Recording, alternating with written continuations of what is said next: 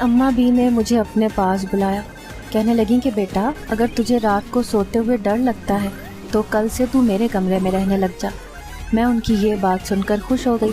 फिर मैं कहने लगी कि हाँ अम्मा भी, मुझे उस स्टोर में नींद नहीं आती, मैं आपके कमरे में ही सो जाया करूँगी।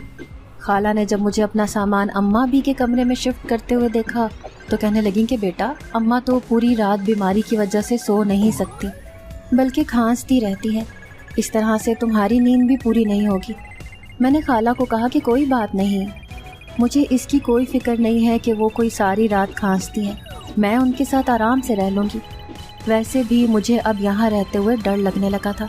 इतने सारे लोग होने के बावजूद भी इस घर में अजीब सा सन्नाटा छाया रहता था। फिर एक रात को जब अचानक अम्मा भी को शदीद खांसी हुई तो उन्होंने मुझे कहा कि मेरे लिए कहवा बना कर लाओ। उनकी तबीयत ठीक नहीं थी, इसीलिए मैं जल्दी